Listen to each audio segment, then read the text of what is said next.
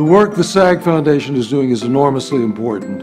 From the up-and-coming actors to the veterans like myself, the foundation is here to help all of us. As fellow artists, we've all been there.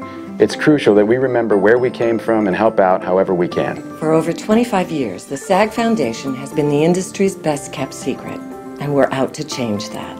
As natural storytellers, it's great that we have the opportunity to give back through the children's literacy programs. A disaster like Sandy really brings it home with how crucial the SAG Foundation is. Their donation drive helped so many people in need. The seminars and workshops are crucial. Working together is what makes us better. The SAG Foundation is a nonprofit organization that relies solely on donations to keep these important programs free for everyone. The SAG Foundation can't do it alone. We need you. If you need help, ask. If you can help, give. We're all in this together. We're all in this together. We're all in this together. We're all in this together. We're all in this together. Together, everyone benefits. Join the cause. Back now.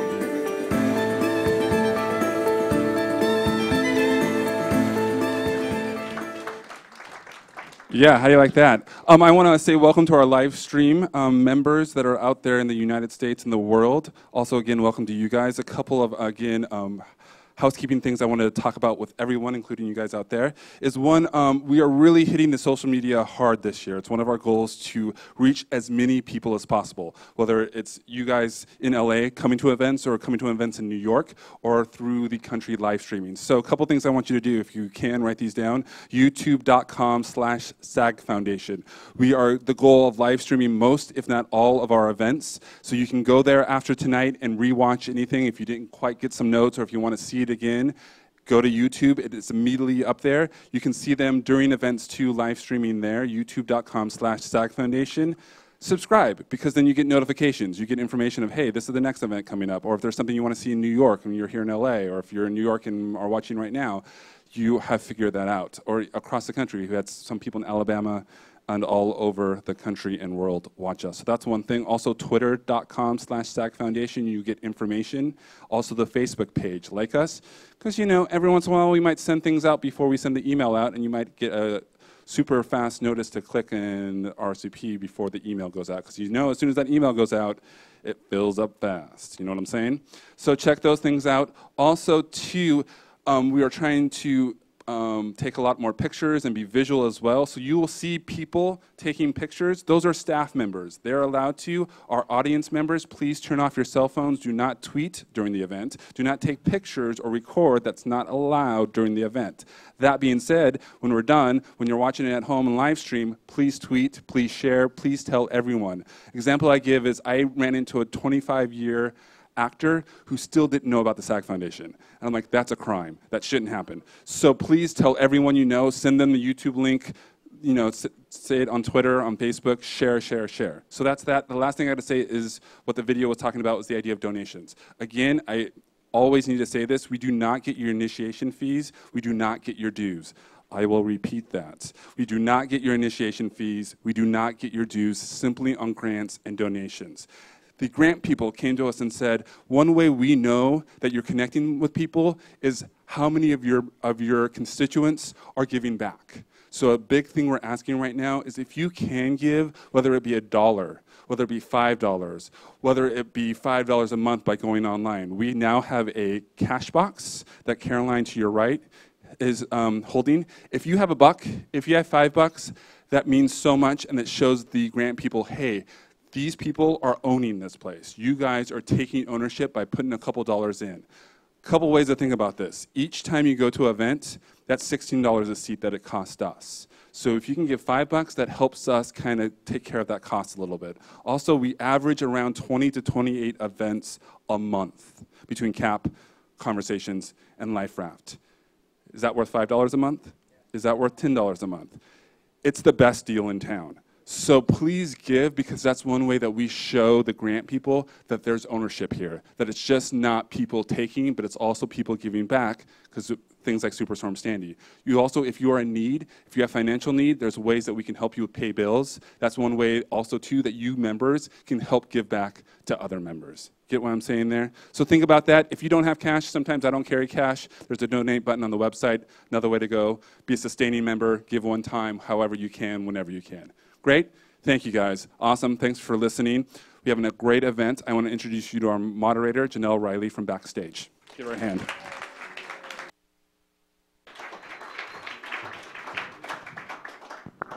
Good evening, everyone. As the gentleman told you, my name's Janelle Riley. I'm the film and TV editor of Backstage. Thrilled to be here tonight with the casting directors of the 2013 Spirit Award nominees. First up, I'd like to introduce two of the casting directors on the Best First Feature nominee, Sound of My Voice. Danielle Aufiero and Amber Horn are the casting directors behind the hit MTV series Awkward, and their long list of films include Dead Man's Burden and General Education. They are also responsible for one of my favorite short films of all time. You should look it up, called Mr. Stash. Please welcome Danielle and Amber.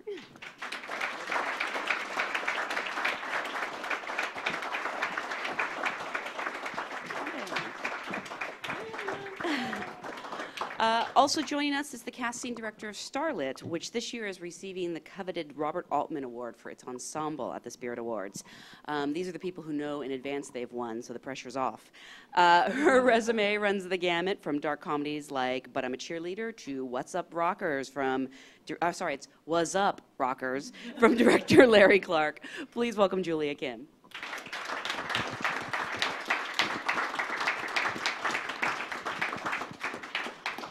Thank you guys so much for being here. Congratulations on a great year and some great movies. I just kind of want to start at the beginning because casting is such an unexplored business in so many ways. How did you get into casting? When did you first develop an interest in this very unique field?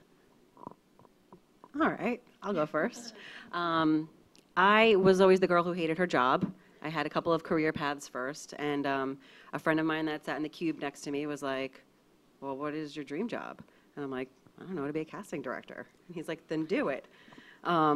So through lots of years of interning and going through the ranks, I did it. And now I'm doing my dream job. How did you know what a casting director was? I always paid attention to cast. I was always intrigued by how people got jobs and how certain people won roles and how certain people got cast. And I noticed my favorite movie was The Lost Boys, and Marion Doherty cast so many amazing movies. So I would always notice her name, and I'm like, God, she must have the best job ever. And she did. I was right. For you? I used to sit and watch Full House, and it was my favorite TV show when I was younger, and I used to pretend that I was casting the kids that were friends with Stephanie Tanner, and I always used to wonder how the other kids in the classroom used to get to say like one line here and one line there, and so I was wondering how they got to have like the small roles. So I was always interested in like the really small roles, not like the big roles, like the co-star roles, even though I didn't know what that was at the time. And so after further research, I switched my major from business to film. When I was in college, I went to SMU in Texas, and I nominated myself for casting director when I switched majors, and nobody voted for me. And they all voted for me as the producer of our project, and so I was the producer, and the casting director ended up not really doing that great of a job, so I ended up casting the film too. So then the next movie, I got to be the casting director, and that's when I kind of knew I really liked it. And eventually I ended up getting to work as a casting assistant on a Bruckheimer pilot. And I continued working for Barbara Fiorentino, is the first casting director I started working with. And she's actually, the three of us actually all cast Awkward together now. So she was actually my very first boss, and now the three of us all cast Awkward together. So that's pretty cool. That's great. I was in animation. I'm born and raised in LA, so movies and TV sort of were always in my periphery, but I didn't know how to get into it. And casting was definitely a job I was not aware of, but I too would pay attention to casting directors and all the credits and take note of actors films that had really interesting actors and who was responsible for that. So I interned with David Rubin, and Debbie Zane was his associate at the time. And then she was breaking out on her own, and she took me with her. And I stayed with her for a long time and learned a lot. And I freelanced, so I got to work with a lot of different casting directors and, you know, kind of like just grabbed and learned with everyone, with each one. And it was a great experience. Danielle, you mentioned that you knew you wanted to be in casting, and it took you a long time to break in. How did you break in?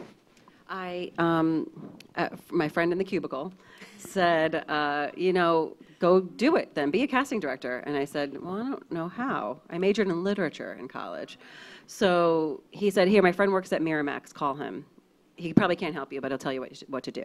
So I called him, and he said, my friend just started a casting company. He could probably use interns. You're going to have to intern. I said, sure. Didn't realize how hard that would be, having a full-time job. But I eventually wound up interning, and I was in New York. So in New York, it's just like for actors, the jobs are much fewer and further between. So we took every job we could get. So I learned really, really fast as an intern. And then I got picked up as an assistant and then an associate right away. And then that was back in 2004. And there was very little TV in New York. I think it was just a soap. I don't even know if Sopranos was around. And so I wanted TV credits. So I was like, I'll move to LA for like a year or two. And it was actually really hard to get a job here when I first got here. I started working in reality TV. I cast a season of The Bachelor. I cast a lot of worse shows. And then my first scripted gig was with CSI Miami. And then from there, I wound up getting a pilot with Barbara Fiorentino for Lifetime right after that. And then I was working on and off with Barbara. And then I worked. Tell about when you sent your resumes around. Oh, that's right. I first got to LA, and I just contacted every casting director in the CSA, which is the Casting Society of America. And I just called them all, cold calls. Do you need an assistant? Do you need an assistant? And 2 people said, maybe, send us your resume. Years later, I found my old notebook with all the notes I took, and I looked at all of my rejections, and the 2 people that said, send me a resume, one of them was another casting director who I wound up working for eventually, and the other one was Amber. Kidding. And it's because Danielle and I, still to this day, we answer all of our own phone calls, and we treat every person with respect that we talk to, no matter who they are. Like, even if they're an actor getting off the bus and they just moved here, we're 1 digit off from SAG. Our phone number is 1 digit off. And so we get a lot of missed phone calls. But sometimes on purpose. Sometimes on purpose, but we also never know, who we're talking to. But it just goes to show you never know who you're talking to. I thought I saw Brad Pitt sitting in these chairs in that video. Yes. I'm a little embarrassed. I was wearing the same dress that day, so. Oh, no. I know you probably all noticed. But to continue on, it's actually really hard to break out on your own because it's all about the people you meet, and a lot of our contacts we were making were our boss's contacts. Mm-hmm. So my first project on my own was Sound of My Voice. I was working for Carmen Cuba, who does all of Soderbergh's movies, and we were supposed to do a movie, and it didn't pan out, and she felt really bad that I had changed a lot of things around in my schedule to do this movie, and she said, hey, I have this really low budget movie, I'm not going to do it. You should meet them. And it was Sound of My Voice, and I met with them, and they were meeting much fancier casting directors. And I said, I had some ideas written down on a little pad, and one of the ideas was Rooney Mara before anyone knew who she was. So they knew who she was, and that was kind of what got them really, really jazzed. And I was like, I can't do this by myself, even though they're paying me with peanuts and coffee. So that's how I recruited Amber. Little did she know what she was getting into. And we had to prove ourselves that we could do this, and we did. And Julia, how did the script for Starlet find its way to you, and what attracted you to the project? I believe that it was a producer in New York, because it was a New York-based director, and I'd worked with her before, and she threw my name into the mix, and they came out and they met with me. It was his first West Coast movie. The project was just, it was an interesting, just original story, a May-December friendship between 2 women, and it was a challenge for me to cast that with no money. I was really kind of up for it. So it's written great. It was called a scriptment. It was like, I don't know, like 40 pages, but there were some things that were very scripted, and then there were some things that were a general idea of what was to be going on in that scene, and it was up to the actor to sort of fill in the blanks once we found those actors. Is it like with actors, do casting directors kind of have to audition for the director? Absolutely. Absolutely. So you met with the writer-director Sean Baker, mm-hmm. and sort of pitched and all yourself? The producers, and same deal, I came in with some ideas. I mean, it's a tricky thing because when, you know, as an actor, you go in an audition and no one can really steal your audition. But when you're going in as a casting director and you go in with a list of ideas and you don't get hired, you're kind of like, okay, I just gave them, you know, my ideas, which is my job. So you kind of have to find a fine line where you give them a taste of how you would see it, but then not divulge everything until you know the job is yours. Right. So you, yeah. It's funny, I'm working on a pilot right now, and we tested the lead and didn't get it, and the producers they're not really in panic mode, but a little panicky, and so they come in to the session the other day with a list, and they're like, we took this list from one of the other casting directors that we met with, and I look at the list and I go, that's our list. It was actually a funny moment, but yes, that happens, and it's frustrating because you put a lot of work into like lists into don't those come out of our lists. buttholes, you know. You have to think about it. You have to really think, and like for us to get a job, you think of the characters and you try to come up with a very interesting original list, like you did with Rooney Mara, and yeah, it is frustrating, you know. Out of curiosity, when you threw out the name Rooney Mara, where had you seen her that made you think she auditioned for a movie that Barbara, our old boss, was doing, and it was one of the best auditions I've ever seen in my life. And I was like, who is this girl? And Kate had been around her sister, so her name was out there in that sense, but she had done maybe a couple indie films. But she was always somebody I would remember because the audition was so memorable. It was a really hard role, and it was a really tough audition, and she nailed it.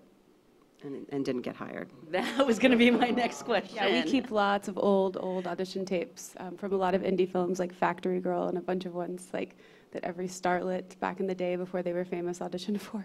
And so we keep them forever just because it's interesting to see them once they become super famous. We're like, we had that tape, and we go back and watch it. Or a lot of times, Danielle and I'll use, we're casting Battlecreek, which is Alison Eastwood is directing it. We've been casting it for over a year. And so we'll use those audition tapes to get other actors jobs too, to be like, hey, we'll consider her, or we'll be on an interview and be like, well, she would be really great. You don't know who she is, but she's really awesome. Look at her play a heroin addict in Battlecreek and show this amazing audition. We become their sales agents. Yeah. Because we're rooting for the actor. We're always on the actor's side. We're always on your side because we're hoping that you get the job, hoping you're the one who lands the job because it makes our job easier, and we get to go home because we want the producers to hire us again and again. So we're on the same team. I have to ask, I don't know if you can say, but if it was such an amazing audition, why didn't Rooney get the job? There was a lot of factors. Yeah. Financiers were the biggest one. Oh, sure. So you were not surprised when you saw her career take off? Not at all. Out of curiosity, have you ever been wrong about someone? Have you ever had someone who came in and you I will tell you a story about how I was right. Even better. No, I'm kidding. Of course, I think everybody's wrong. I think sometimes you get really passionate about someone. There's some actors that that we know just from auditioning them for so long, and we'll bring them in because we just care. You know, when you see the work that an actor puts into something and are so good and passionate about it, you want to root for them. And so a lot of times, sometimes we could even get a little blinded by that wanting to root for this person to win. And sometimes they're not the right person for the job, and you kind of take that with a grain of salt. So with Starlet, for those of you who haven't seen it, you described it as a May-December friendship between a 21-year-old girl and a very elderly woman. Those are two very difficult roles to cast, especially with no money. Where did you go about finding your lead actors? One of them, I don't think, had any credits on her resume. Yeah, that's right. Well, she has the Hemingway name, so that certainly helps. And I do believe that when your family comes with a lineage of artistry, that it's kind of innate in you, and so you are sort of more apt to take a chance with someone like Dree. She just has a natural charisma that we definitely saw right from the get-go. She never auditioned in person. We're talking about Skyping and all of those things that are coming into our audition world and movie, film audition world and all of that. So she wasn't in the country, and so she actually Skyped with my director and producer, and they spoke about the material, and you could tell that she was on the same page. So, and then with the elderly woman, we, you know, it's not a long list out there, so we definitely hit some really great, interesting names, like somebody from Andy Warhol's Factory days to a lot of the names that we know today. But money was definitely a factor. They loved the material because roles like that don't come along very often for them. So they gravitated towards it, but then when I was like, it's $100 a day, they were like quite shocked. And it's my favorite conversation. Never a good conversation. Yeah, you know, there were some really wonderful missed opportunities, but the right person ended up in the role. Besetka Johnson, what a story. I mean, 85 years old. She was working out at the Y in Hollywood right there, and my executive producer was working out there, and we were really struggling with this older woman role because it was really a difficult one to fill, and someone that would have the stamina to come to a grueling, you know, 18-day shoot, work those crazy long hours, and be up for it, you know, emotionally and physically. And this woman was working out, and she was kind of a character, and I got a call that said, you should follow up with this woman, and I did, and I gave her a script to read, and she said, what do I do with this? I said, just read it, and we'll talk about it. And then she read it, and she goes, now what do I do with this? And I'm like, I said, well, now you have to tell me if you liked what you read and if you found this woman interesting. And one of our biggest challenges was that her natural inclination is to be kind, and this character has a little bit of an edge, and she's sort of reclusive and non-trusting of other people, and she really had to act. And so we really worked with her, you know, to make her mean. Yeah, and sometimes when you're watching the movie, in all honesty, I feel like that was the one direction that was pounded in her head, and so like she's really trying to be conscious to not be this nice woman, but she does a great job. I think she fills the screen nicely, and her and Drew play off of each other really well. And is she interested in continuing to act now? She is having the ride of her life, but unfortunately, she's really sick right now. That movie, we did not make her sick, thankfully. But it was a couple years ago that we shot this. So actually, yeah, I would say it's like a year and a half ago. She, you know, she just had a virus that took a turn for the worse, and I hear she's not doing that great right now. So she's not going to be with us at the Spirit Awards, unfortunately. But she was there for the opening screening at the Sundance theaters, and you know, she just is enjoying. I mean, it's a crazy second chapter for her, so she's loving it. And with you guys, I know that Sound of My Voice, Britt Marling, who co-wrote the script, was attached as Maggie. How did you go about rounding out the rest of this amazing cast? Really good story. Well, the Christopher Denham and Nicole Vicious, Zal was familiar with their work beforehand, so he was predisposed to already like them. They both read and fought for the role, and in the end were the right ones, even though we read so many people. We actually combed the streets of Silver Lake looking for that lead guy, because he wanted like just that real hipster kind of a guy. But we realized that guy is not an actor. After like the fifth person we walked up to, that each time that guy would go, I'm not an actor. Then we both looked at each other, we were like, this person we're looking for would never be an actor. Yeah. It was really weird because that particular character, like exactly what he wanted, would never have the self-esteem to be let down and be able to be told no over and over and over, rejection, that you could keep wanting to pursue something even though you were told no over and over. Like it just wouldn't, they wouldn't do it. And so it was interesting. We did find a really old German guy sitting on a stoop drinking a beer. Yeah, remember? To be the Klaus role, we needed an older German cult leader. He was like a 70-year-old man, and he came in to read. He came in to audition. He was an actor. He was an actor. But it's funny, in the meeting, there's a little girl in the movie too, and they showed us, they showed me a picture of their prototype. And it was a Marc Jacobs print ad. And I was like, oh, you know, a friend of mine works for Marc Jacobs. Maybe I'll find it, never thinking it would ever happen. And I called my friend, and she talked to the marketing people, and they were like, oh no, this girl's in France. We're like, all right, that's what I figured. Then a week later, I get a call. She's actually in New York. She was actually in Florida. But she was out of Wilhelmina, New York. She was a little kid model. The mom had enough miles that she flew her out for the audition.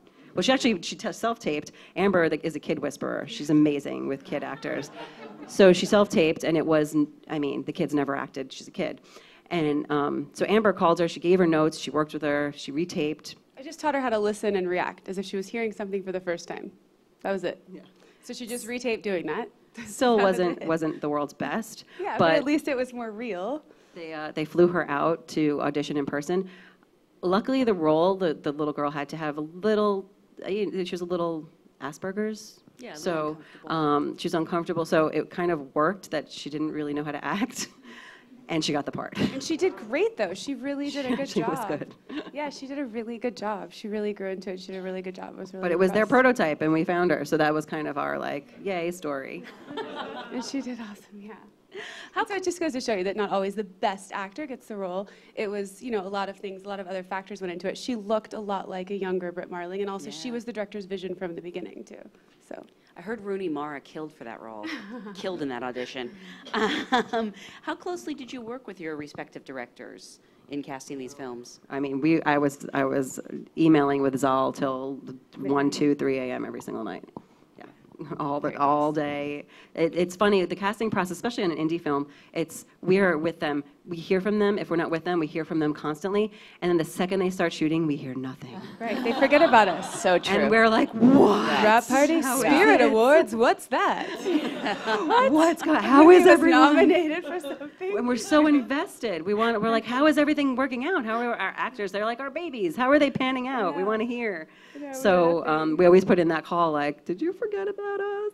I know, we just did a movie over the holiday, and I was just reading Kids on Awkward last week, and I'm like, so what happened on set? What happened? Like, we want to know. We were in Australia over the holiday. We'd gone there to work with actors. The company had flown us there, and I was wanting to know what happened. What happened on the other movie? We didn't know. Like, did it go okay? Yeah. Because I feel like no one ever checks in with us after Especially indie movies, because like, these are all indie movies that we do. To the bone, too. Yeah, so they're all smaller budgets, so everything is a big deal. We become producers in a sense of we learn rules and laws and things that we would never be a part of on big studio features. Like, we know all the rules of like work hours with children and food and how long they have to be in school and all these weird things that you would never know as a normal casting director on like a studio feature that we've worked on before, on like our MTV series. We don't know any of that. But then working on indie features, we learn, I'm sure as you do, we learn all these like crazy rules and like that producers would only know. But so yeah, we get forgotten about. So then we always want to know because they're a part of our lives all the time. So yeah. And you and Sean, how closely did you work together? Was he in the audition room, or did he sort of trust you? Yeah. No, I mean, there weren't a lot of roles. I mean, if there were a huge cast, I think the pre-screen process would have been a lot more on my shoulders, and then I would just call him in when it was worthwhile. But every role was very important, and he came to LA to find the principal roles. Like, sometimes you get on a film and the meaty principal roles, there's attachments or there's somebody on board, so you're filling in the blank space, but we started from scratch. He was gonna use a real adult film star for one of the key roles, and when they had a table read in New York, it was very evident that just like you and the hipster, you know, guru guy, just because you're an adult film star playing an adult film star does not mean you play an adult film star very well. So she did not. She failed that, and so then he was like, okay, now I need you to do that role too. But we worked very closely together. Like, we drove to places together. We had coffee together to discuss after the audition. We watched tapes together. And yes, it's a very intimate process. In all the films that you've cast, films, TV, everything that you've cast, what's been the hardest role you've had to cast? Midnight. Oh, I have one. Larry Clark had a movie called Savage Innocent that never went, but I had it fully cast. I had Rory Culkin, Dakota Johnson, Ray Liotta, Deborah Unger, and I had to find a Hispanic mute that was going to be nude through the whole friggin' thing because he was basically chained up in a basement, and whoever he was, like parental-wise or whoever it was, basically he escaped from like, you know, in the news, like, I mean, you know, all these, you never know who's abducted. So he was abducted and he ran away and he basically did not say a word in this movie. It was like he was seeing the world through, like we had to see the world through his eyes for the first time and he didn't speak. And so I had to find a suitable minor that was willing to be nude because he doesn't know any better and he doesn't have any clothing when he escaped.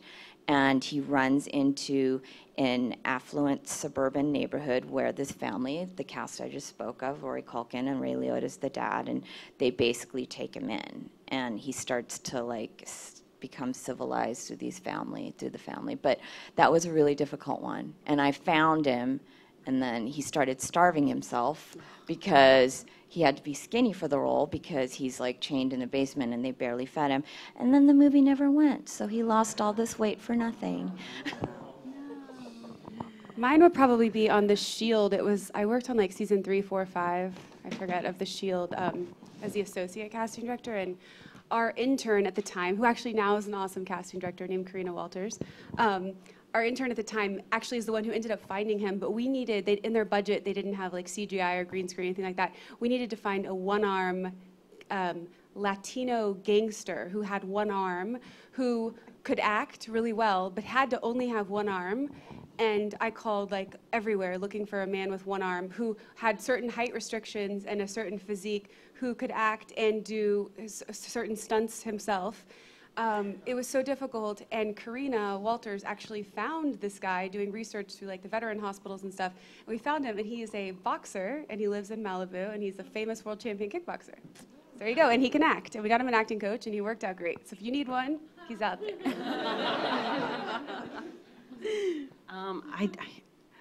Well, there's a few of them, but I feel like the toughest story is probably we got hired on an indie movie again for Coffee, and we were told that the leads were already in place. We just had to close the deals. And little did we come to find that the actors weren't even available, and we had to cast the movie in 72 hours.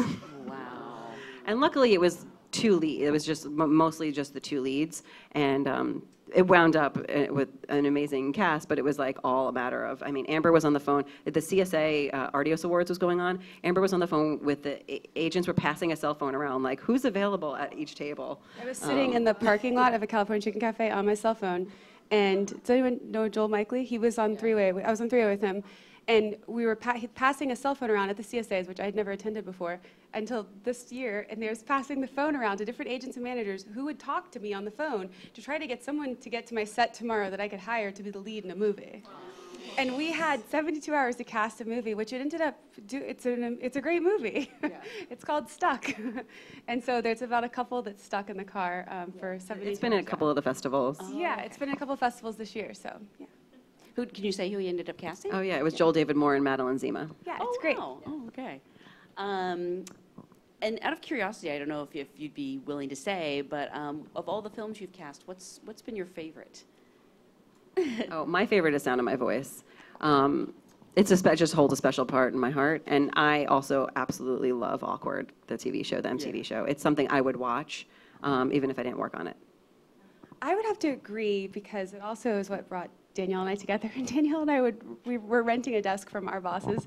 We were sharing a phone and a desk, and they were like, okay, I guess you guys either need to like pay more in rent or get your own space, because we're literally like sharing a phone and a desk. And after we started Sound of My Voice, like 2 weeks later, we started casting like a Christian indie film in Georgia that was like $2 million. And then like 2 weeks later, another one came a-calling in Oklahoma.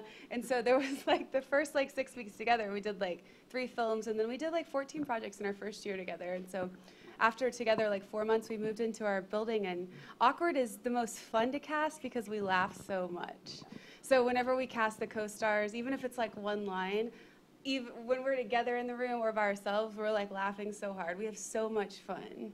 So yeah. Did you cast the pilot? Yeah, well, it was we were associates on the pilot, but yeah, they cast we've been there from the beginning. It's a good story too. One of the actresses on the show, we were having a really hard time finding her best friend, and because she's a really fast talker, and we needed somebody that gets that lingo that it sounded really natural. And I was watching an episode of Community, and I'm like, that girl hasn't come in. And she had like a couple of lines. She was a co-star on Community, came in the next day, nailed it, booked it. Danielle found her.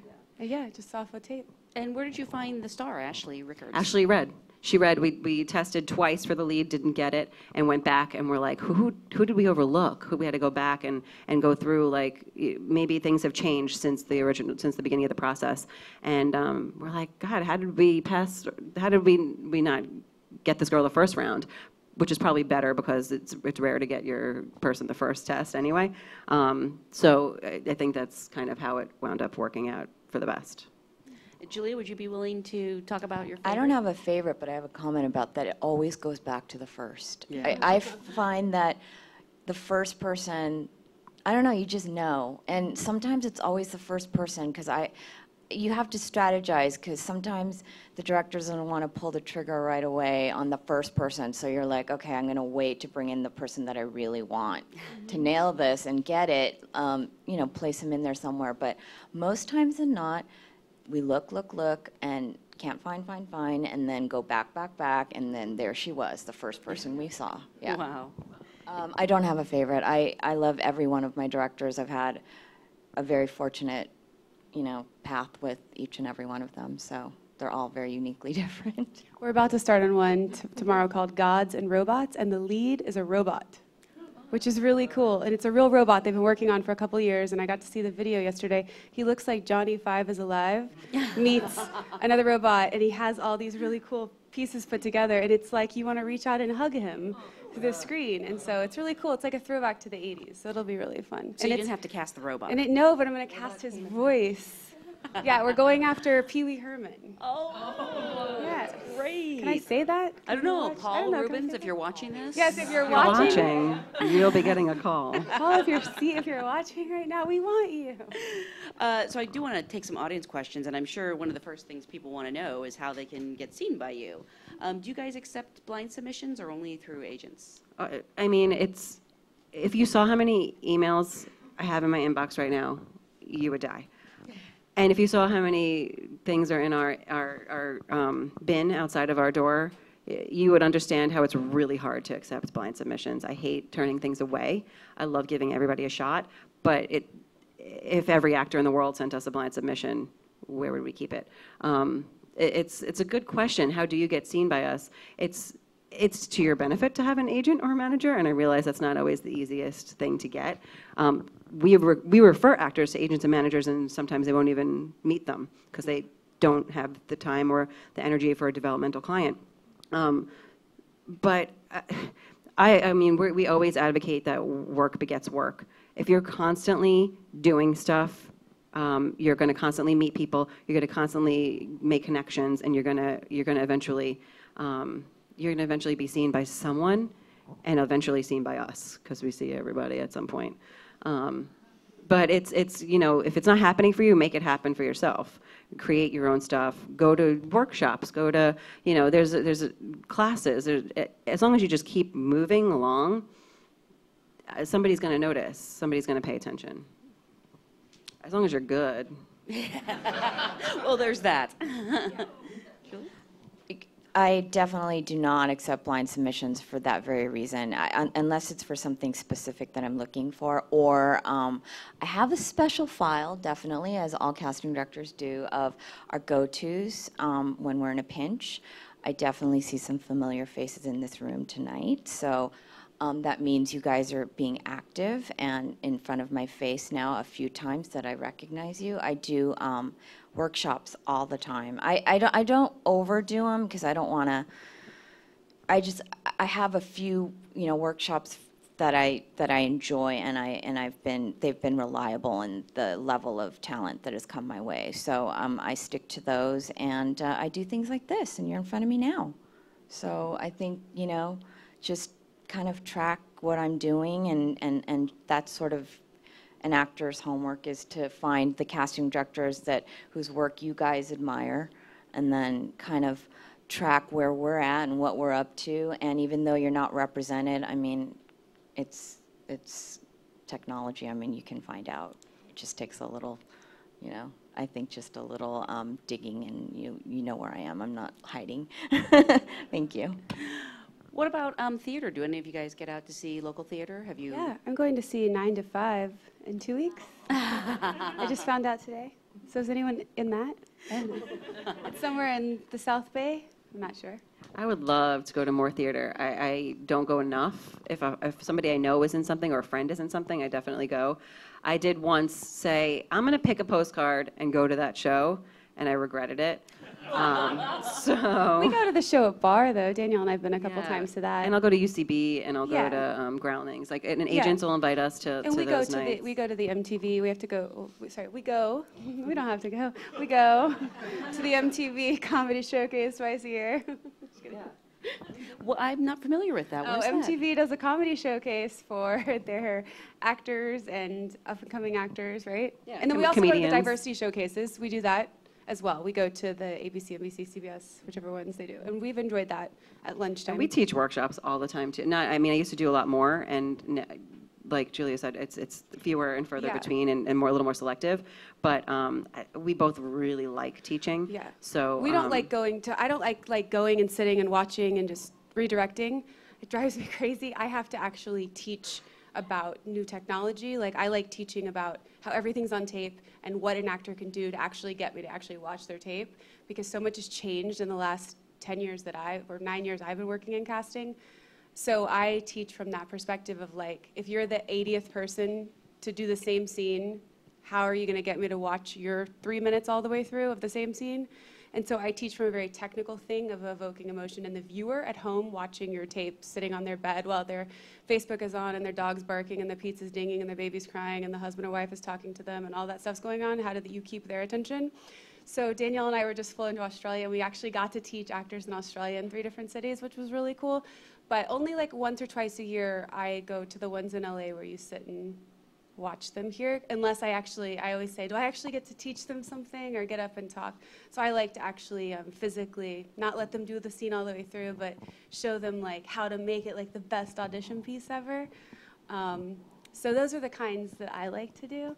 Yeah, we're coming from a different perspective than an acting teacher. We're coming from just auditions. Yeah. We are audition experts, basically. Yeah. So we are relying on the fact that you guys have an acting background and have acting training. That's your job. Right. And we show you how to. We don't teach acting or anything. How to get the audition done. Yeah. Julia, do you ever make it out to theater? East West Players is one of Great my company. favorites, and definitely all the comedic ones. But I do commercials too. I do a lot of commercial casting, so they usually fly through my door because commercials I can see up to 100 people per day, and they're in and out, and I can size them up like real fast. And you don't have a lot of time to get your point across, and it's great for me, and it's great for an actor to bounce between 2 techniques, definitely. We've all heard the famous story about the actress who was discovered sitting at the Schwab's drugstore counter. Whether or not it's true, I don't know. But what's the most unlikely place you found someone? I found a girl in a valet line. We were looking for a Bend It Like Beckham. I needed a girl who, we were doing a spoof movie years ago, who looked like the Bend It Like Beckham girl. And I walked up to a girl and I said, "Are you an actor?" And she looked just like the girl in the Bend It Like Beckham movie. I needed a young East Indian, really pretty, stunning girl who was also an amazing actress to be a lead in a movie. And she said, "Yes, I just moved here 2 days ago from Texas." And I'm like, "Great, can you come audition tomorrow?" And she went all the way through the process. She ended up not getting it, and another girl did. But she's since, if you look her up, she's since been in 25 movies, and she was like at the Academy Awards like 3 years later. And she's been in like so many movies, and she works all the time now, and so that was pretty cool. Amber's really good about going up to people. Strangers. She's never met a stranger, so she'll, if you look at it all interesting, she will stop you. Yeah, I have never met a stranger. I don't think I have met a stranger. But that's why I was the creepy one, walking up to people, asking them to be in Sound of My Voice. You're not creepy. And then none of them were actors. None of them were actors, and that's why we were like, I don't think any of these people, I don't think this character would ever be an actor, that particular role, which was interesting. In LA, in a coffee shop, that role just wasn't going to be an actor. So I was so turned down over and over and over. And Danielle was the one that was standing in the background. Like, I was, you know. See, because I have the reality show stuff where I had to go up to people on the street, and I'm like, on The Bachelor, she had to go up to people, Do you want to be on TV and date someone? I never had to do the reality. So not fun. I missed my colleagues. Which Bachelor were you? I found, well, I didn't personally find him, but I was the one where Travis, who's now on the show The Doctors, he was the Bachelor of season 8. They were filming in Paris. That was our poll. That's alluring. I did find the girl that was the crazy girl that was talking about her eggs dying. Found her in Miami. Julia, the strangest place you've ever found someone? My boyfriend's hockey game. Someone was there, and there's not a lot of African Americans at a hockey game, and there was this really large froed dude sitting there watching, and I happened to need a guy exactly like that. And I too have no problem walking up to perfect strangers. And I've been in high school. I've gone back to high school and just gotten permission from the principal and just walked the schoolyard during lunch with my pad of paper and just infiltrated cliques and gotten, you know, kind of like flashback insecurity at schoolyards again in high school, because they're like, who are you? And I'm like, hi, you know, I'm a casting director, and I try to come off like kind of like they want to talk to me, but I mean, it's been so saturated out there. Like, there's just not been no stone unturned in schools, and just, they're so jaded, especially in this town. Like, they're like, ugh, you know, here comes a casting director. But another one. I mean, our jobs and our movies do call for us to go out and do a lot of work on the field. I mean, there's some really, like, I mean, you guys are, you know, I see a lot of diverse and interesting face in this room, but sometimes you get some assignment that is just not like, you just like the one-armed guy, like you just have to go out there, you know, like Homeboy Industries, a big ass Rolodex for me. Yeah.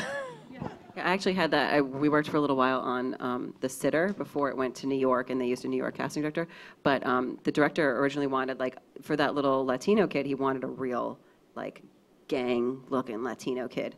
And I was calling, like, my boss at the time was like, just go to the soccer fields. Just go. I'm like, I'm not doing that at all. And I called the Boys and Girls Club next door. Our office was right next door to them. I went up and met the owner of the Boys and Girls Club. I'm like, trust me, this is going to be a great movie. And it was like, there were so many bad things that happened in the movie, I couldn't even really defend it. Yeah. Even though it was like a big budget movie, it was like, I trust me? I don't know. I want to ask about audition crashing. Has it ever been successful with you guys? Do you completely against it? I don't think it's ever successful. I usually, if I don't see somebody on that's already on my list, we do a lot of like surprise, like we'll surprise each other with like, oh, I set up a couple 3 extra people for your session, but every once in a while there'll be someone I'm like, I know Amber did not say yes to this person. Yeah, we call it headshot punked. Or yeah, like someone doesn't look like their headshot. We call it HSP'd. But if there's somebody that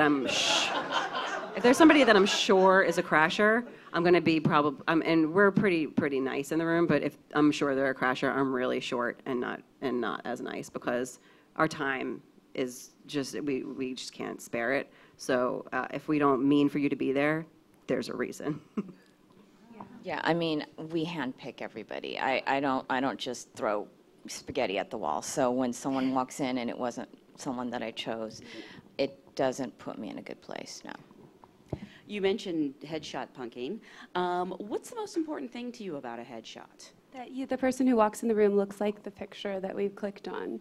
So like right now in this next episode, the character I need the role is called Pierced Girl. So I need someone who has piercings all over them, is in the description, but I need the photo to be a pierced person, and I need someone to come in looking like that. You know what I mean? Like, that's their role. In the whole episode, this girl, her piercings get tangled inside of another costume, and she's stuck inside of it. So we cast everything from tape. There are no callbacks on the show. So I say that very specifically. So like, I want it to make my job easy, the actor's job easy. I want them to get the role. So I break it down. I'm like, hey, we're casting from tape. Like, come in, get this job. Come in as much as you can. Like, trying to, you know, be this description as much as possible. Like your headshot, if you look like it, I'm hoping that. So if I click on it, and then this happened to me last week. The description, this girl walked in. It was a very similar type of role. The girl was supposed to be kind of like wallflower, whatever, like kind of goth looking. And the picture, the girl's head shaved, and she has like the crazy makeup. And she comes in with like long hair and looks nothing like her picture. And I'm like, this is who I need. I don't need that person. So it was like a waste of my time and her time, you know. So who knows? She could have driven from an hour away, and she's wasting 10 minutes of my time where people are waiting outside. So you should look like your picture. Is there anything that people can do in headshots to sort of catch your eye, or any, on the flip side, any pet peeves you have? Yes, make your eyes the brightest thing on the page. And when you're picking your picture, don't pick it like this, pick it this size. Because when we're looking at your picture, the first thing we're looking at are thumbnails. So when you're deciding what your headshot, your main picture should look like, you should look at it this size, because that's what we're seeing first before we blow up your picture. And I don't know how fast other internet connections are at casting offices, but ours is relatively fast, but it takes it just a little bit longer to blow it up. And especially on the big episodic shows where we have like several characters a week to cast, and especially on co-star roles, we're just looking at as fast as we can go, clicking, or when we're setting up co-star roles and people and stuff, and I'm not looking at resumes, I'm just going based on pictures, police officers, goth girl, whatever, pierced person, whatever I'm looking at. I'm just looking at who looks right and who looks like they're 15 and who looks like they're 75 years old, or whatever the age is. So I'm just going quickly and just looking at faces. So you want your face to leap off the page to me. So I want to be able to see the color of your eyes. And then I want to be able, so when you go to look at your headshot, you want everything to be bright. So like no shadows, nothing blurry behind you. No distractions. No distractions. Yeah, so those would be like the biggest things, yeah. If I don't know if you guys have ever seen breakdowns from the way we see it, where it's just like 1,000 submissions. Go to like a dating website and go look up your type, and say you're searching for your type, and that's what we have to look at. That's what we see. So it's very similar. So go through and say, what would strike me about this picture that I would want to meet this person? I don't like deception. So, yeah.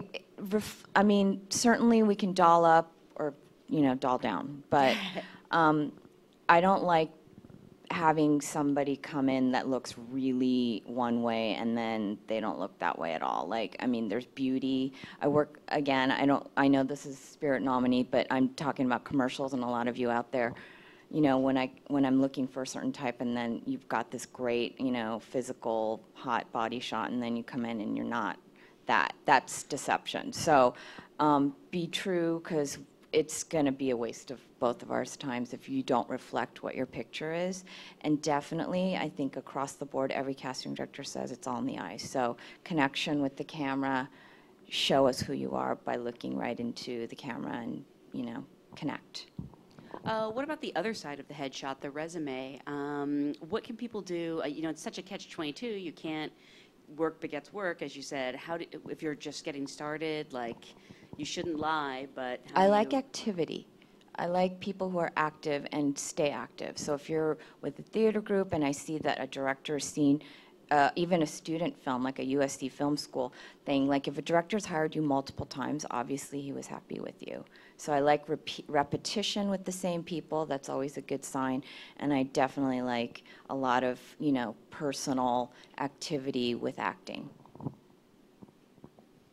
Yeah, I would have to agree. Yeah, we believe in work begins work. Danielle and I helped the women, and we just did a women in film through the, what is it, through the...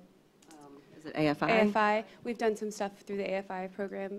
Zal and them came through the AFI program, and so we'd like to give back as much as possible. I'm going to do a thing and give back to a woman who's also doing a program like that soon, too. I just found out about today. But things like that we do, we try to do those things as often as we can to help. So when you guys are doing those things too, we look for that as well. So if we're finding the time to do them too, like, you guys should be doing them all the time as well. And by the way, if you guys, I I have a few friends that are with agents or managers that don't submit them for co-star roles or low-budget movies or stuff like that. I think that's a huge mistake. I think if you don't have that many credits, you should be aiming for low-budget indies and co-star roles and all that stuff, because that's how you build your credits. These indie movies, I mean, all of our indie movies we're so proud of, and they've had audiences. And I mean, look at Jennifer Lawrence. I mean, she was nominated for Winter's Bone, Frozen River. Like, all these movies can sometimes get that kind of recognition. You never know. And regardless if it doesn't, it's still experience. It could even be a bad experience. It's still a good story. Yeah. And it's still work. And you're still meeting all these people on set, even if they're people you never want to speak to again. It's a lesson learned, and it's experience, and that's only going to build up your confidence as an actor. Yeah, and confidence is contagious, is Amber's phrase. She always says it really is, because when you smell desperation walking in the room, you want to walk away from it. Yeah, I love working with kids more than anything in the entire world, and I always tell my kids that confidence is contagious, that even if it was not a great audition, that you have to leave thinking that was the best audition you've ever had in your entire life, because it was. And I can't tell this because it's been recording, but there's a story I'll tell. But I was just saying about giving back and like working with the student films and stuff. A lot of these filmmakers that are making these great student films, I mean, they're some of the best filmmakers of tomorrow, and that's why we give back. And so that's why you need to work with these filmmakers and work with these great talented people, and don't ever think that they're beneath you and working these co-star roles and stuff, because some of these great episodic directors that work with you co-star roles, they're going on to do great indie features on the side, and they'll want to work with you and use you and stuff. So. And commercials too. Yes. Like, there are people that are getting huge jobs because you know their face from a commercial. Mm-hmm. Yes. I think that's really huge too. Danielle tells her friends, there's a friend who's an actor, she's like, don't turn down the job, you haven't been offered the job yet. When her friend's like, I'm not gonna go in for that, I'm not gonna go in for that commercial, and she's like, they haven't offered you the commercial yet. So it's You should be so lucky to book a commercial. Yeah, exactly. Right, you should be so lucky, yeah. I have a question from Lindsay. She's a new to LA actor from New York. Any advice on how to meet casting directors and stay fresh in their minds without being too naggy? No one likes a nag. You could fly a helicopter with a banner over our office. Just kidding. No, workshops are a great way to meet. And then your agents, managers submitting you for co-star roles that you're right for, you know, that if they have a great understanding for what you're right for. There's so many smaller roles on TV shows that are really specific. Especially now during pilot season, where the people that are doing the smaller roles are now trying to get series regular roles and might not want to book out for a co-star role. Then now's the time to grab that role. Right, that's true. Because there's a lot of big co-star roles, especially on Awkward right now. And on procedurals and stuff. But it's keeping busy. It's keeping, it always goes back to staying fresh and keeping the wheel oiled. Welcome to California. Big ups to New York. Sort of along those lines, I'm sorry, I'm afraid I'm going to butcher this name, Shakhtar?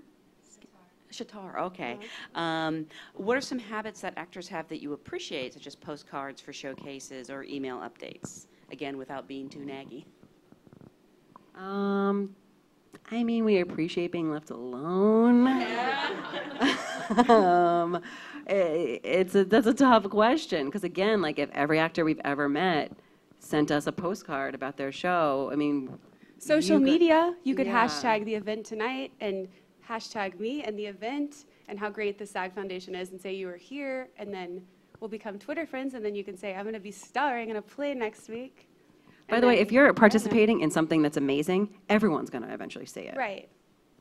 But maybe that's a good idea, is through social media and then keeping the SAG thing connected. I don't know. You guys get why we feel like that, right? Though, like, it's really, really hard. It's a hard question. We're people pleasers. We don't want to turn people away, but sometimes we don't really have a choice, and it's really overwhelming sometimes. There's just and right now we're just working like crazy. We just don't have time to go through every bit of mail and to go through every single email that's unsolicited, because I have right now in my inbox 70 unread emails from really important things that I need to get taken care of. So all of the 30 that I didn't ask for, would you guys read them? You know, is focus on what you're very specific for, is figure out what you would be best at, what those particular roles are going to be, or those particular shows, and go after those things that you know you're amazing at. She always makes everything positive. No. It's amazing. No, but I'm It's my looking at you favorite going, thing. there's particular things that you would be awesome at, right? And that you know you're awesome at, and then go after those particular shows and just pound after those shows and tell your representation, get me in for those, I got to get in front of those. Find out when those casting directors are going to be doing workshops and perform in front of them. And make sure when you get that audition, you're ready for it. Let's talk about the audition process. If somebody is lucky enough to get in front of you, what do you want them to know walking into that room? Be prepared. The Boy Scouts are right. Listen to them. Because you want to know something? I've now been reading the sides on this pilot for 5 or 6 different roles for so long that I am off book for every single role. If I am off book, you should be off book. We're hoping you're the one. You should know that. She says what you should know. We're hoping you're the one. When you walk in the door, you shouldn't be nervous because I am hoping you get the job. Because just like she's saying, she's still reading the role because she hasn't found the person for that particular role, right? As soon as you walk in and you're the one, I'm hoping it's you. I want you to get it just as bad as you do. So the mystere and the nerves of like being in front of the casting director should go away. We're on the same team. Right? It's us against those guys, the network, the studio. We're together. We go into the studio test and the network test together. You know what I mean? So we want them to hire us again, you and me both, right? So it's like you have to get that mentality in your head and forget that when you go and audition with the casting director, especially when a pre-read, when the producers aren't even in the room, that's even better. That's when you can say, hey, listen, this is my best work, and do it how you prepared and be amazing. And then if I saw it a different way, then I'm going to say, hey, let's try it this way. I don't know. Maybe they haven't even told me what they want yet. Let's do what I think might be right, you know? So we're in it together, so don't forget that. Definitely. I definitely, I think we all appreciate when, since we do hear it multiple times, the actor who thought about the nuances, the environment that this character is in. Yes, you're sitting in a chair. Yes, you're in a sterile room. Yes, the camera's staring you in the eye. Yes, it's bared down, but some people create magic with that environment, and some people come in and it's flat, and they just read it, and off book is great, but that's not the most important thing. I mean, some people put it down and then they freak out and have to pick it up again. I'm like, well, just keep it in your hand. It's not that important to me that you're off book. But that's a huge point, by the way, because some people get nervous that we care if you put your sides down or if you hold them. We don't care. Don't care. I mean, certainly if you're like looking down the whole time, then I'm not seeing, the tape is useless because you're not having any connection with this other character you're in the scene with. But just, if you're in a car, give me the feeling that you're driving, like you're gonna be staring ahead. Who has a full conversation looking at their friend if you're driving? So, it's those little tricks of the trade that an actor thinks about. We don't care about a lot of prop busyness because it takes up a lot of time. So if you're coming in with a phone or, let me get, and keys jingling or a fake cigarette, none of that really matters. Sure, if it's handy and it's not gonna take way too much time, but it's really about embodying that character. And like, I did a horror movie where it was a lot of screaming and fear, and the director just was casting it off of tape, and I didn't know how we were going to convey that well enough, and then the actor came in and nailed it, so then I was rest assured. I knew the right actor would know what to do and make me just as equally frightened as that character was supposed to be. Ruchika? Oh, got it right? Okay. Wants to know, what are some of the habits that you observe in actors that you see over and over again? I assume you mean bad habits? Oh, good habits. Oh, things that you like to see that they practice over and over again. I think it goes back to what Julie was saying about adding your own nuances. I mean, we always say it's you that sets you apart from everyone else coming in the room. So it's adding your unique spin on it. That's not to say to think of some crazy thing to do that's going to set you apart. It's just how you as that character would be as opposed to everyone else as that character. Yeah. I always say if Mickey Mouse were to run in this room right now on the stage and hug all three of us, all 4 of you would react differently. Right? Like, you might laugh, you might be like, this is really weird. Where are we again? You know, like, you would all have like a different reaction because your reaction would be genuine based on your experiences of meeting Mickey or ever seeing him before. Well, let's find out. He's here tonight. Cue Mickey. She would be excited. I'd be like, what? I'll be like, you looked really excited. Right?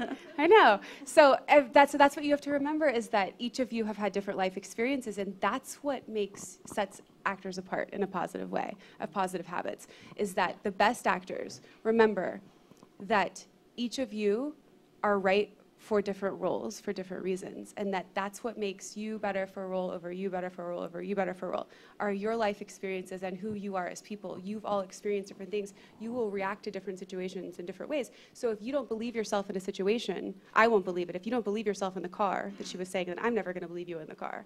If you don't believe yourself that the kidnapper is in the car with you, like she said in the Scary Movie or whatever, I'm never going to believe it, right? So you in that situation making it believable for you is going to make me believe it, right? So I have to believe that, and it has to be real. And so each of you will make that real in your own way because it's you in that situation. And so a friend is here tonight who we had this very conversation with last week, but it's a very thing is that each of you are so different, and each of you have had different life experiences, and so you'll all react to different situations differently. And so you can't forget that it's you in that situation, and that's what sets the best actors apart in the audition room. And the best actors know how to do that.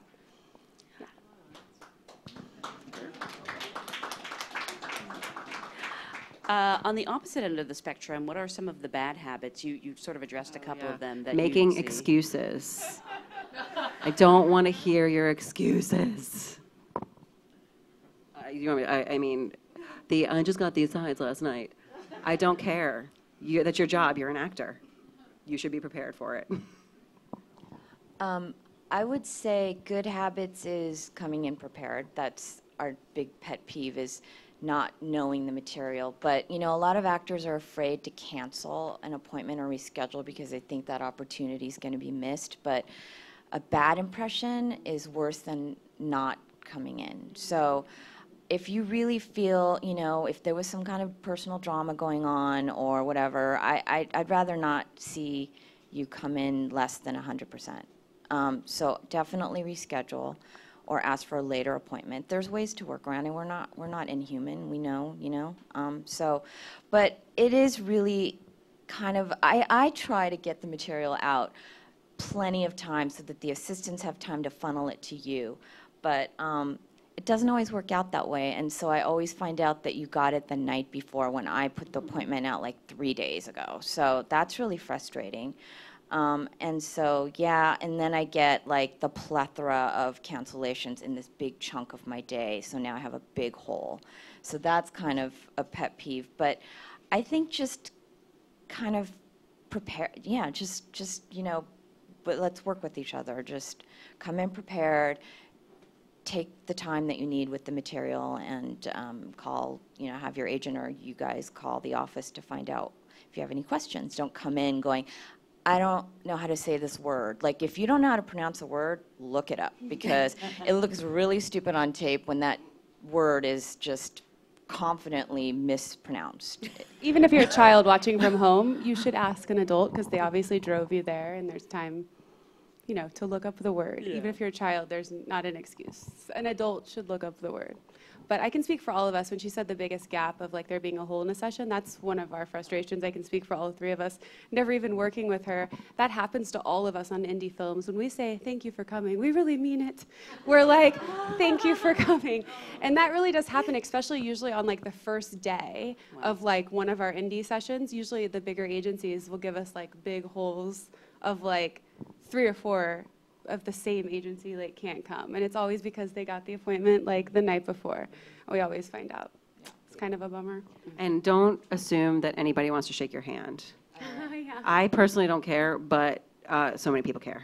Yeah, yeah. Some nameless person wants to know if you have any tips for taped auditions to make them successful, and if you ever audition using Skype. Yeah, I don't know how actually to record Skype. So I know I've set meetings with directors with Skype, and I know it's possible. I personally don't know how to record. I know you can. But that, yeah, maybe I need that lesson. But Amber is taping. Most important thing is that you can see the color of your eyes. That means that the lights are bright enough that you can see the color of your eyes. The other thing is that at some point in the tape, whether it's at the beginning or the end, that you show the entire body, and that somewhere on the tape, whether it's in writing, in an email, or somewhere, you say how tall the person is. Just because if you're traveling from a land far away or a state far away or wherever, it's a waste of their time, of us or you, if you don't say how tall you are, just because that is an important factor when you're not auditioning in person in a callback situation. Okay, so the other thing is that the audio is that the actor's voice is the loudest voice, not the reader. So you want to make sure if you're have a reader. I've had always have a reader. Weird amount of tapes come through where people just read their lines and have space. Or especially with kids, sometimes it's weird. The kid will be talking and then their like acting coach will be Skyping in from like LA doing the lines. Don't do that. It doesn't matter. We don't care if your parent is the worst reader in the entire world. It doesn't matter. Even if they're monotone, a little bit. It doesn't matter if it's like the Charlie Brown like wah wah wah. It's better than the 10-second delay of an international phone call delay of the person. So have a real human, not a robot, do the lines opposite of the actor, the lighting, and then when you are shooting it, remember that we watch videos usually on Breakdown Services or on castit.biz are the two biggest ones that most people use. The video is about 3.5 by like 4.5 inches is the like most common size to watch videos in. So knowing that that's how big the window is on usually like the laptop size or the computer size, you want to be really tight in. So you want the framing to be like mid-chest up to just above the top of the head. So you want the top framing of the top window to just touch the top of the hairline is the close.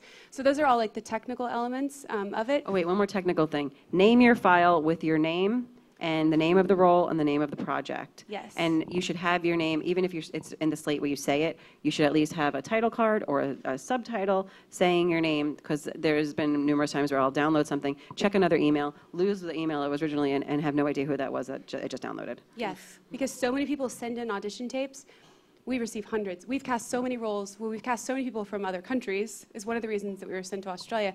But a lot of the time when people send in tapes, they just name the file, the name of the movie or the name of the role. But since we receive so many of them, we lose them. So make sure you put the actor's name in that file. The other thing is make sure it's a universal upload type of file. So a QuickTime file is the most universal type of one, or a file that's applicable usually to Mac or Apple computers, which is most of the time is what most of the editing computers are used on. So if a QuickTime file or a .mov file, a QuickTime file, which would be like a .mpeg, and what is it? MPEG M4V and then MOV. Right, and are the most compatible ones for those two sites to upload. Those are like the big technical things, and the other thing is that remember, like if you go to look out the window in the scene, like there's a lot of things that are written in the scene. You have to remember is that sides are pulled from a script. The sides were not written for you to audition. The sides were pulled from a script that was written to be shot on a stage or on location for an entire, they were written, all those stage directions were written in there for the props department to know what to buy, for the camera angles to know where to shoot. All these things are written in there. Your job as an actor is to figure out how to make that scene the best audition piece. So your job as an actor is to figure out how to, in the first 30 seconds of that audition, right, is to figure out how to make me as the viewer want to keep watching you, right? So you have to make me feel things. So you have to sometimes ignore some of the things where it says she grabs the phone and she looks out the window in the first 20 seconds of the audition and say she's like banging on the glass, like trying to, I don't know, grab the bird off the tree out the side of the thing, right? So obviously you can't do that. You'd have to like reposition yourself to do it towards the camera, or whatever the case is. So that be open to changing some things that aren't exactly... Be clever with your cheats. Right. Yeah. Be clever with your cheats, and make it about you and not about the dead time. But take the necessary pauses. You need the scene to breathe. You need the scene to have real time that we believe, whether it's suspense or sorrow or whatever. But yeah, if you're looking off, if whatever direction doesn't apply to us watching this tape and seeing the best of you, cheat it, but use your brain. That's how we're going to know if you're a smart actor or not. You know, if there's a guy looking down the whole time because he's reading a book as a character or whatever, and then I'm not going to see, like, you know what I mean? That's a bad example, but cheat with some common or sense. blind, or on a witness stand, or whatever the case is. There's a lot of, I could give so many examples of testifying and not wanting to look at the person that kidnapped you, or whatever the case is, and it says that the child is looking down, and you'd be surprised how many people are like looking down. Well, obviously that's not going to help us decide if you're right for the role. So there's things that you have to change because that was written for the day that it's actually going to be shot appropriately, but you have to figure out as an actor how to make it the best audition. So be open to changing things. Realize that we just want you, all you want is for us to go, who is Sally Jones? Wow, she's a great grandmother. Let's investigate. Let's Skype with her in London. Let's figure out who Sally Jones is and let's talk to her. You know, you just want us to further investigate and open up a dialogue and maybe redirect you or take the next step further with you. Right? And make sure you're proud of it. Watch the tape back yourself. You guys are probably going to be your own worst critics. Watch it back and make sure you're okay with it, because you'd be surprised how many we get that I'm like, did you even watch this? We ask agents and managers sometimes. I'll We're ask like, the agent, did you I'm like, watch this? you tell me, will you follow her to a mountain? I wouldn't follow her. Would you honestly tell me you would follow her to a mountain? Do you ever get that people sending the wrong file and you end up with like a home movie? Not a home movie, but I'll get another audition from another movie and be like, awesome. Oh yeah, one of our I love seeing other people's stuff. One of our favorite audition tapes is from The Huntsman. What's it called? Snow White and the Huntsman. I don't know how this girl did not get that job. She was so good. Her audition tape is amazing. We show it to people to be like, she's so amazing. No, it was they used it to show us to get her another job. Yeah. Oh, okay. And so now we're like, she's amazing. Was she auditioning for Snow White? Yeah. Yeah, but she didn't get the job. But we're like, they should have hired her. Julia, have you done much Skype auditioning or at all? No, I mean, very rarely. It hasn't really come into my world that much. I don't work with directors outside of, you know, either West Coast or East Coast, so. I have a question from Claudia, who wants to know, what are your greatest talents and or skills as a casting director? No false modesty, please. Oh, I'll tell you. I'm really good at knowing my director's taste. I know, so every director's different, and you really have to cater who you bring into their taste. And like Zal was very, he had a very high-end kind of taste and very indie quality. Whereas some people are a little more, like some of our college comedies, they want like a broader mainstream kind of kind of an actor. So I think I'm really good at that. Yeah, I want to cast a Christmas movie. Kids, man. So I think I'm really, the kids of the future. really great of like seeing, I think I'm really, really great of finding out like raw talent, of seeing like something really special in someone and being able to get someone to stop acting. Like in the room is like, I'm really great at getting someone to stop acting and just start listening and then reacting. Like I think that's one of my strengths of like making the tape great, but then that's also sometimes bad because sometimes I can make a tape so good, then it's a little bit nerve-wracking because then you send them further and you're a little bit, I don't want to ever make it too good. Does that make sense? Because then you're like, oh no, but then they're going to go to the next step on their own and then you don't want to live up to it. They have to live up to it. They don't want them to revert back to the old habit of under pressure of them getting into the, oh, and then they start the acting thing again. Does that make sense a little bit? They stop listening and then start anticipating. That's what I mean of stop acting. What I mean is not acting. I mean they start anticipating the next line. So they're just, instead of truly listening as if they're hearing something for the first time, what they do is they start anticipating what the next line is. So they're truly not listening as if they're hearing something for the first time. So I'm good at getting actors to stop doing that in the audition room, to making a really great tape so all the moments seem really genuine. But then it's sometimes scary, so when they go further, I'm afraid of putting them on set. What if they revert back and just start doing that again? Then I don't want the producer to be like, well, that was the one actor that was not so great, you know? Because I want them to keep hiring me again. I work with a lot of first-time directors, and I find that the tendency is to over-direct and confuse the actor. They're so married. Most of them are writer-directors, so they're very married to their dialogue, and I think I know how to cut to the chase. I think I know how to bring out the best performance with just the key things to say to them that isn't gonna like, because you know, you'd say the first direction and then the 10th direction later, you forgot what the first direction was. So I think it's keeping it simple and just being very concise with the right things to bring out the performance. And finally, Kelly would like to know, can each of you tell us what projects you're currently working on? Sure. I am working on a pilot called The 100 for Warner Brothers and for the CW. It is like Lord of the Flies meets Lost meets Hunger Games meets Avatar. It's awesome. It's awesome. The script is great. But there's 13 series regulars. Wow. So you guys are so lucky to have my time right now because I don't have much of it. Yes, and we're about to start on, Amber, I'll tell you about the new indie movie, and then we also have Awkward. The new indie movie? Oh, Gods and Robots, the robot. Oh, yes.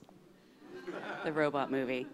So anyone who does a good Pee Wee Herman imitation should send you a demo. Well, we're going to get him. We're going to get him if you're out there. We're going to come after you tomorrow. That sounds vaguely like a threat. I'm just kidding. I'm going to find you. I'm just kidding. I guess most notably, I'm going to start my first voiceover feature. Oh, wow. So I'm going to cast voices. I've never done that before, but I'm pretty excited. That's great. Yeah. Cool. Well, I can't wait to see what you guys do next. I do appreciate your time. I know it's very valuable. Thank you for being here tonight. Thank you guys. Enjoy.